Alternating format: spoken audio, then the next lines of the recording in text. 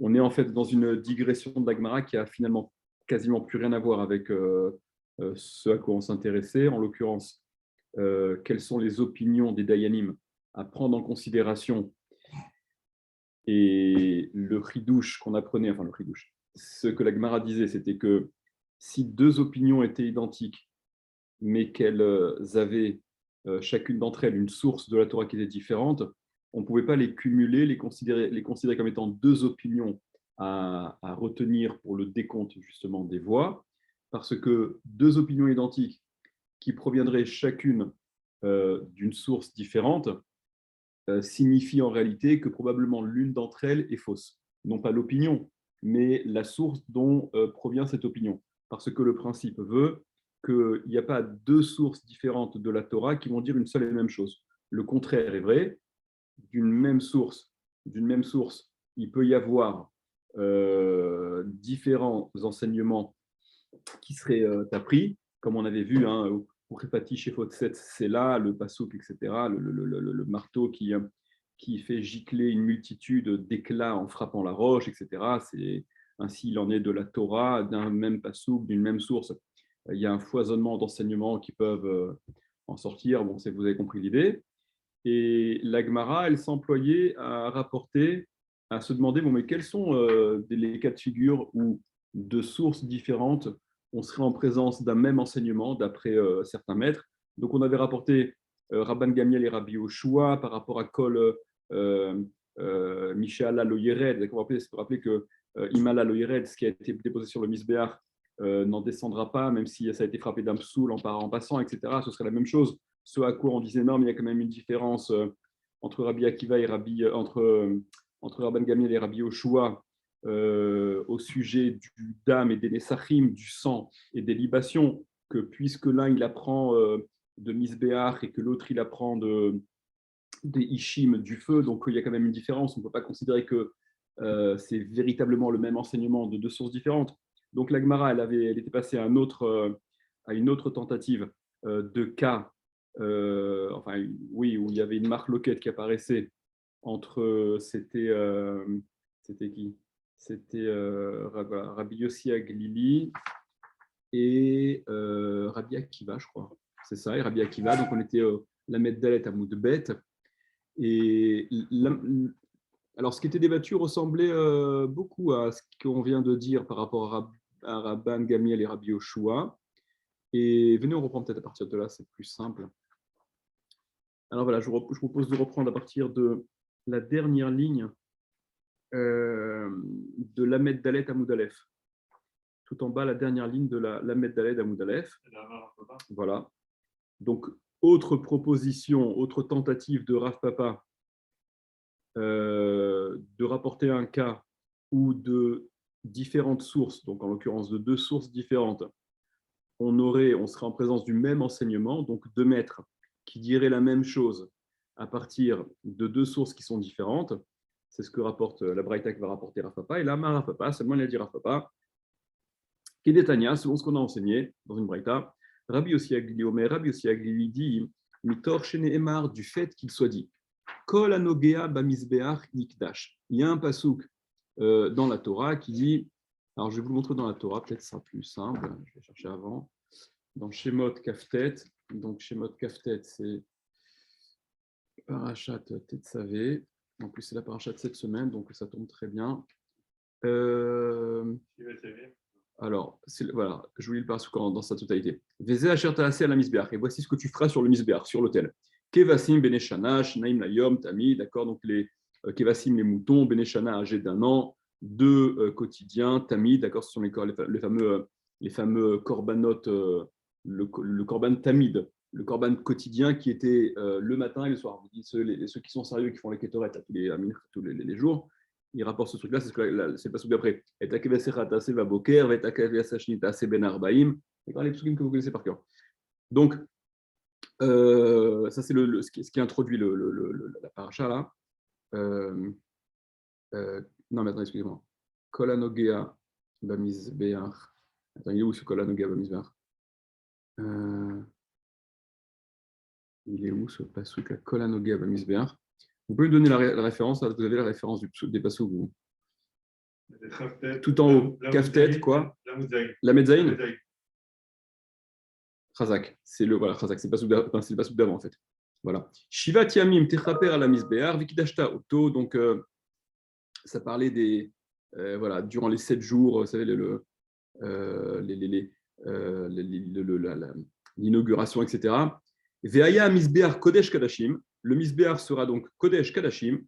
Kol Anogea Ba Misbear. Tout celui qui touche, tous ceux qui touchent le Misbear, l'autel, l'autel, l'Ikdash sera sanctifié. Donc, de cet enseignement-là, de ce pasouk-là, Kol Anogea Ba Misbear Ikdash, tout ce qui touche le Misbear Ikdash sera sanctifié. Shomeani, j'entends de là, je comprends de là. Rachidi d'ailleurs, tout en haut. Kol Anogea, tout ce qui touche, Afilou Psulim, même les Psulim. Je déduis de là que Ben Raoui, Ben Sheno Raoui, qu'il soit apte, c'est-à-dire qu'en théorie, il fut destiné au Misbéar ou pas, eh bien, ayant touché le Misbéar, de toute manière, il a été sanctifié. Talmud Lomar, ça c'est ce que je pourrais comprendre de ce verset-là. Kol, c'est absolu, tout ce qui touche, même si c'est quelque chose qui a priori n'a strictement rien à voir avec le Misbéar.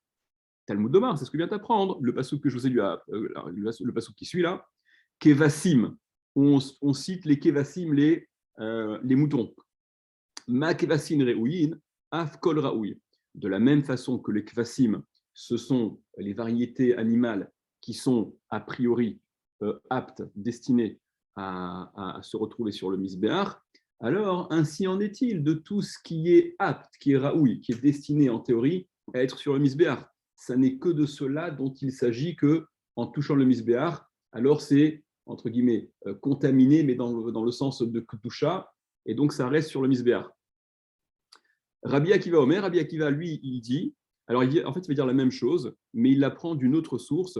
Rabbi Akiva Omer, Rabbi Akiva dit, Ola, c'est par rapport au terme de Ola. Ola, c'est la catégorie de korban que vous connaissez, qui est en totalité consumée sur le Misbéar, à l'exception de la peau. Ma Ola Reouya, de la même façon que Ola, par définition, c'est le korban qui est donc apte, qui est destiné à être sur le Misbéar. Afkol Raoui, ainsi en est-il de tout ce qui est Raoui. Ça veut dire que, contrairement à la compréhension première qu'on pourrait avoir de ce verset, Kol Anoga, tout ce qui touche au Misbéar, ça y est, c'est consacré, c'est sanctifié.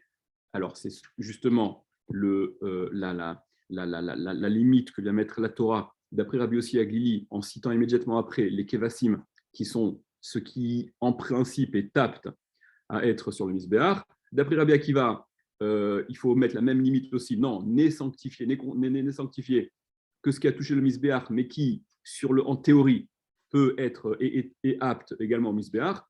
La différence, c'est que Rabbi Akiva l'apprend du terme Ola, la catégorie du Korban, et non pas du terme Kevasim, dont se sert Rabbi Yossi Aglili.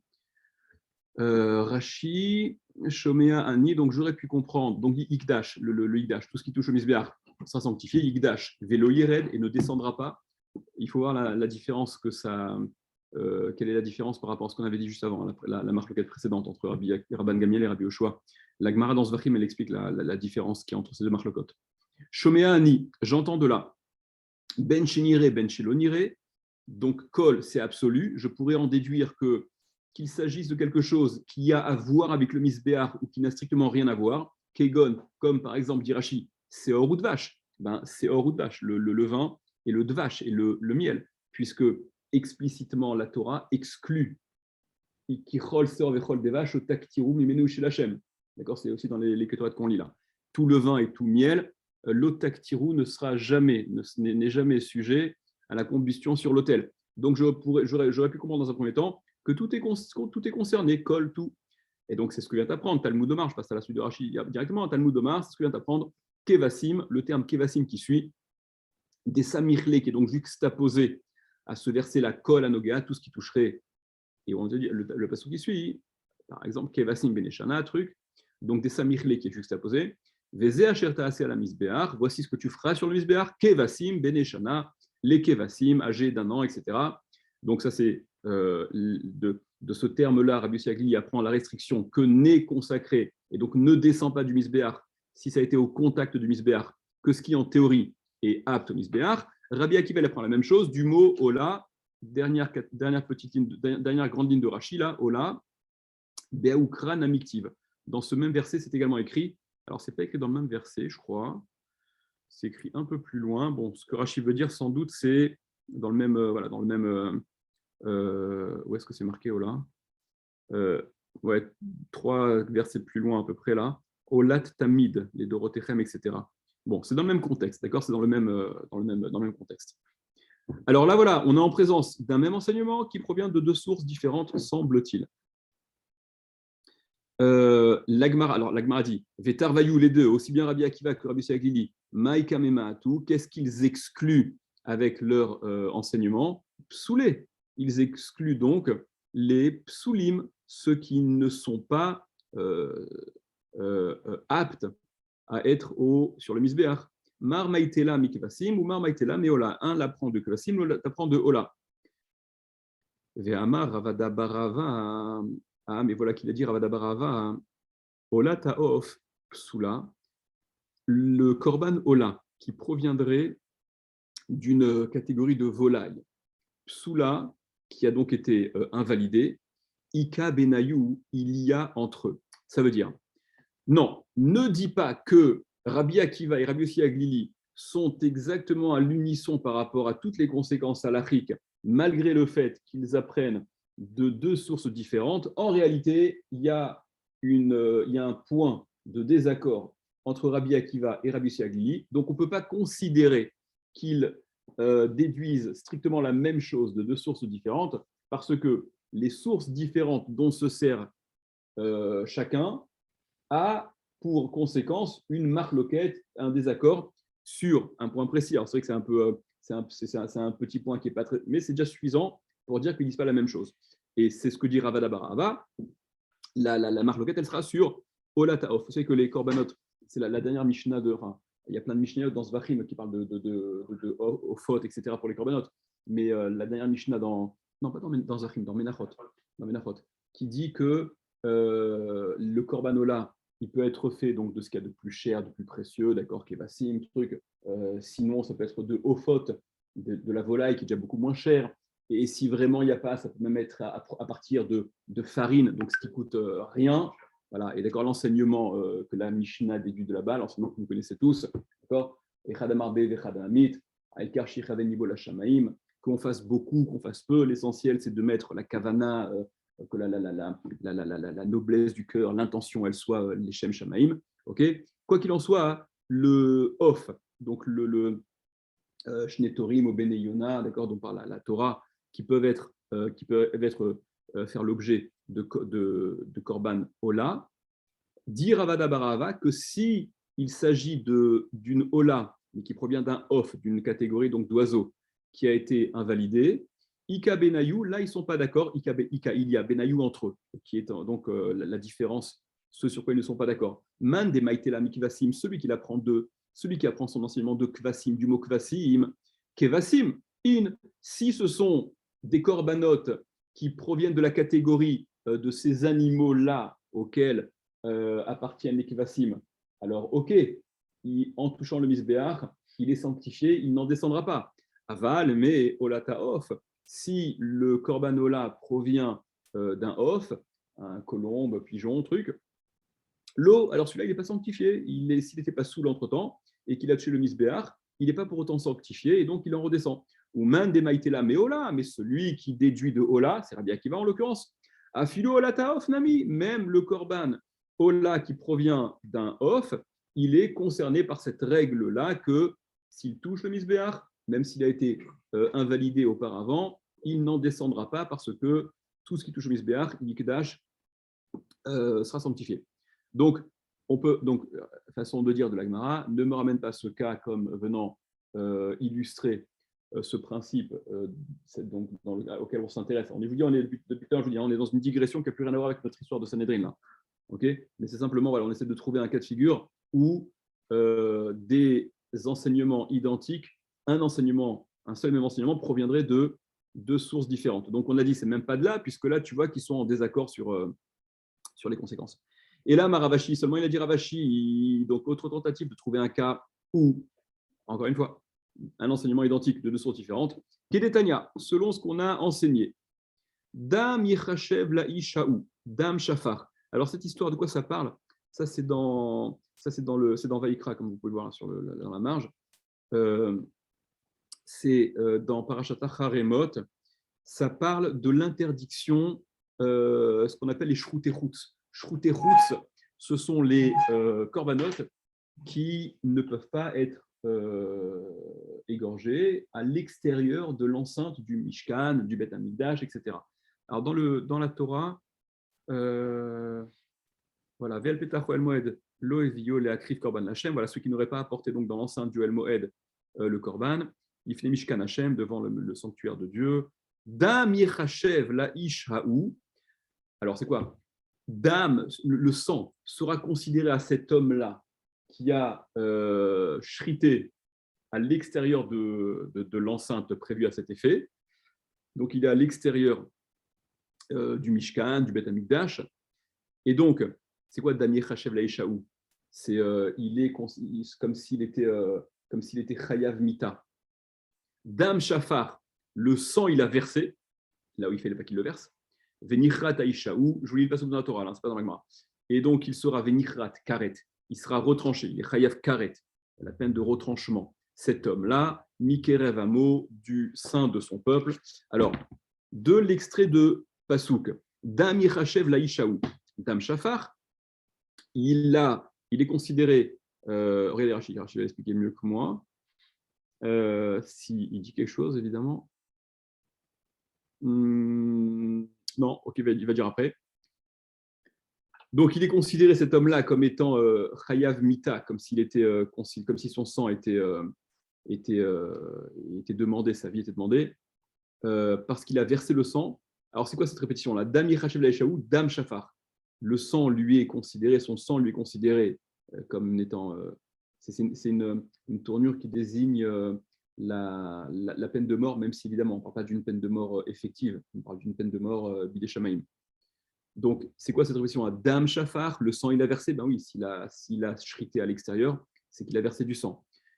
Explique la Braïta, les rabot et à Zorek, ça vient inclure celui qui ferait également Zorek, qui jette, qui fait l'aspersion du sang. Vous vous rappelez, j'ai eu l'occasion de vous le dire, je crois, il y a 4 étapes essentielles dans un korban. Il y a la shrita, la kabbalat adam, holachat adam et zrikat adam. Il y a la shrita, donc le fait d'abattre le korban. Il y a la réception du sang, kabbalat adam. Il y a holachat adam, le fait de mener le sang sur l'autel, et zrikat adam, le fait d'asperger le sang sur l'autel. Donc là, la Braïta vient dire que le Dam Shafar, qui semble inutile, vient inclure le cas de celui qui ne ferait que la zrika, que l'aspersion du sang à l'extérieur du Mishkan, quand bien même il a fait la shrita à l'intérieur de l'enceinte prévue à cet effet, mais que l'aspersion, il l'a réalisée à l'extérieur, eh bien, il est considéré par la même peine. D'ivré Rabbi Ishmael, ça c'est ce que dit Rabbi Ishmael. Rabbi Akiva Omer, Rabbi Akiva lui dit au zavar, donc de l'expression au zavar, ou un autre korban, hein, c'est où dans la Torah là-bas?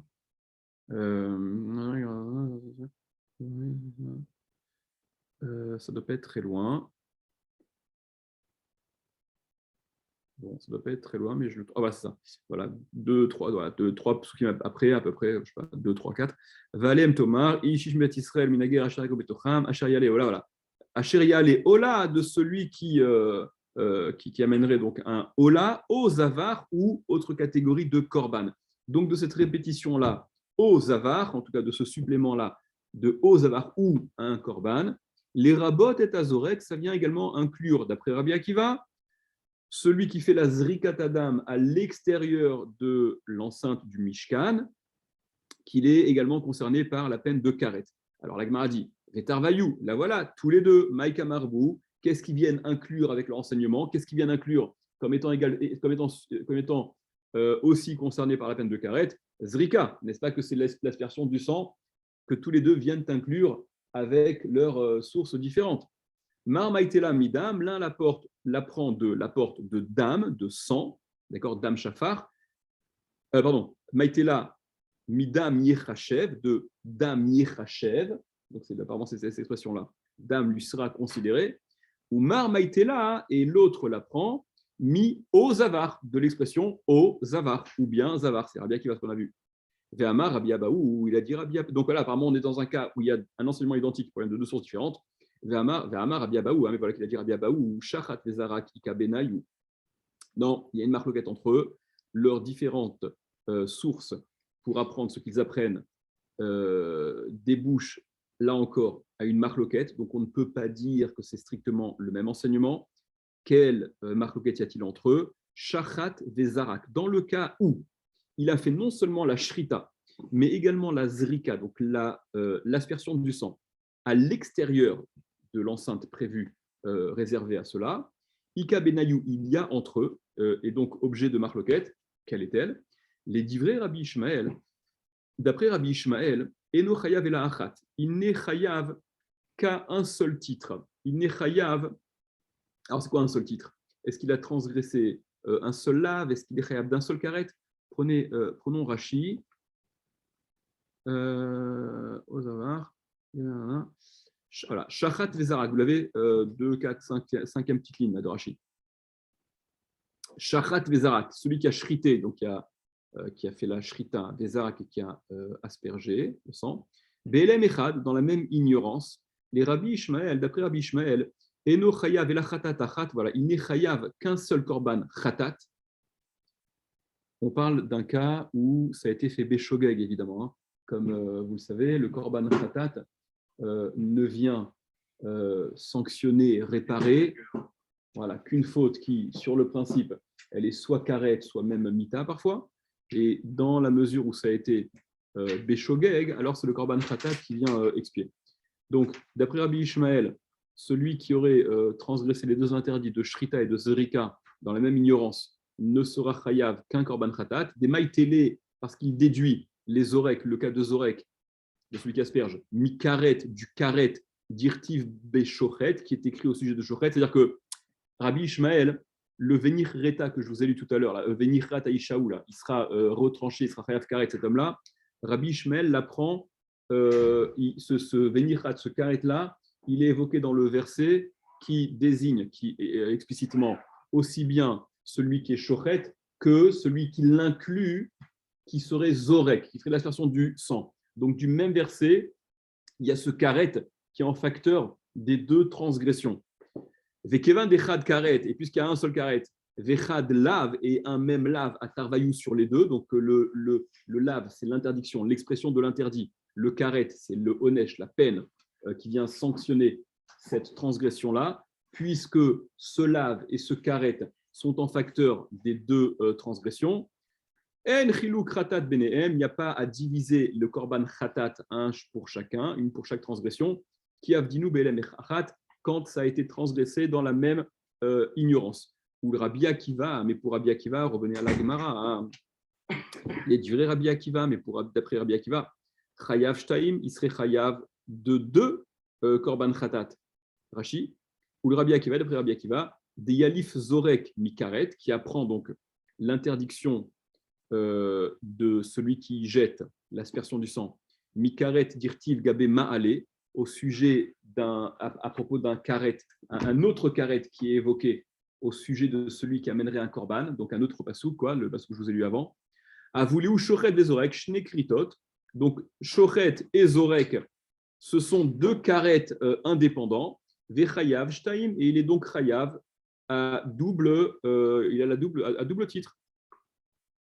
Donc voilà une différence qu'il y aurait entre Rabbi Akiva et Rabbi Ishmael qui semblaient dans un premier temps apprendre la même chose de deux sources différentes. En réalité, ils n'apprennent pas tout à fait la même chose parce qu'il y a des nuances concernant en l'occurrence Shochet et Zorek. Alors l'Agmara, elle dit, alors nous on est embêtés parce que depuis un moment là, on essaye de trouver une illustration à ce principe que l'Agmara refuse, que un même enseignement de deux sources différentes ne peut pas être, au niveau des Dayanim en tout cas, ne leur permet pas d'être comptés les deux comme deux voies différentes, puisqu'ils disent la même chose, c'est que probablement l'un des deux se trompe quant à la source qu'il rapporte. Et l'Agma, elle se demandait, mais où on voit ce genre de truc, de sources différentes qui donnent le même enseignement? Et donc, on essaie de trouver quelque chose. Et donc, on a toujours, donc là, on est en train de dire, c'est pas tout à fait la même chose, puisque voilà, Zrika, Shrita et Zrika, d'après Rabbi Akiva, finalement, il y a deux carettes, et il y a deux carettes, donc il y a deux korban khatat, alors que d'après Rabbi Shmuel, c'est un seul. Mais finalement, voilà, la Gemara va nous tranquilliser, dire que non. Voilà, Haïtmar Allah, il a été dit là-dessus, Amar Abaye, et donc il y a Abaye qui est venu et qui a dit, c'est-à-dire que puisqu'il y a deux peines de carrette, c'est-à-dire qu'en fait, il n'y a pas un truc de non-cumul des peines? Oui, alors le non-cumul des peines, ça dépend de quelle peine on parle. Ça, c'est aussi c'est une soudia qui est récurrente aussi. Dans ma cote aussi, ouais, dans ma cote aussi. Là-bas, la Gemara, dans ma cote, elle le dit à partir de Kederi Château. D'accord? C'est selon la peine qui est appliquée au rachat, à celui qui doit donc subir la peine. La Torah, elle formule Kederi Château, selon sa richa, selon sa mécréance. Et donc, de là, on exclut le cumul de peine. Il y a Tosot sur place qui ramène d'autres Gmarot, où on voit qu'il y a des cumuls qui sont, oui, tolérés, d'autres qui ne sont pas tolérés. Sur le principe, là c'est deux fautes différentes, donc il y aurait deux carettes pour chacune des transgressions, et par conséquent, il serait concerné, il aurait l'obligation de deux korban pour réparer chacun des carettes dont il s'est rendu coupable. En tout cas, alors il y a Abaye qui vient et qui dit fait du Rabbi Akiva Nami. Non, mais même d'après Rabbi Akiva, en réalité, même d'après Rabbi Akiva, Eno Chayav Vela Achat, il n'est Chayav qu'un seul Korban Khatat dans ce cas de figure où il a transgressé, dans la même ignorance, la Shrita et la Zrika à l'extérieur de l'enceinte du Mishkan. Donc en fait, le Rabbi Akiva, comme Rabbi Ishmael, pense qu'il n'y a qu'un Korban Khatat à apporter. Pourquoi? D'où ça sort? Des Amarkra, parce que le verset a dit Sham ta'aleon lote echave sham ta'ase. D'accord? Passouk dans Parashat, vous connaissez tous par cœur. Parashat Re'e, évidemment. Sham ta'ale olotecha, là-bas, tu monteras donc ton korban ola. Vesham ta'ase, et là-bas, tu feras Vesham ta'ase kol asher anochi metzave. D'accord? Tout ce que je t'ordonne, dit le Seigneur. Là, on parle du Seigneur avec un E, hein, le Seigneur, pas le Seigneur dont on parle avec un A. Là. D'accord? On n'est pas dans le Schritter, on est dans le Seigneur. Donc, la Torah, elle a formulé ce verset. Là-bas, tu monteras donc ton korban ola, et là-bas, tu feras tout ce que Dieu t'a ordonné. Donc, tu feras tout ce que Dieu t'a ordonné. Ben, tout ça comprend tout, quoi. Shrita, Zrika, Kabbalat Adam et compagnie. Dit Abaye, Arvinu Rachmana les Kulu Asiyot, il a mélangé Vesham Taase, là-bas, tu feras Kol Asher, tout ce que Dieu t'a demandé à ce sujet-là. Donc, tu vois que dans un même verset, on a fait un package. Arvinu Rahmana, il a mélangé, il a compacté, il a fait un package à Kadosh Baruch Hu, les Kulu Asiyot, à toutes les Asiyot, à toutes les actions nécessaires concernant ce korban. Donc, on a tout mis ensemble. Donc, même Rabbi Akiva, finalement, de ce verset-là, apprendrait que voilà, c'est une seule et même chose. Il y a un seul karet et un seul korban khatat qui serait conséquent à cela.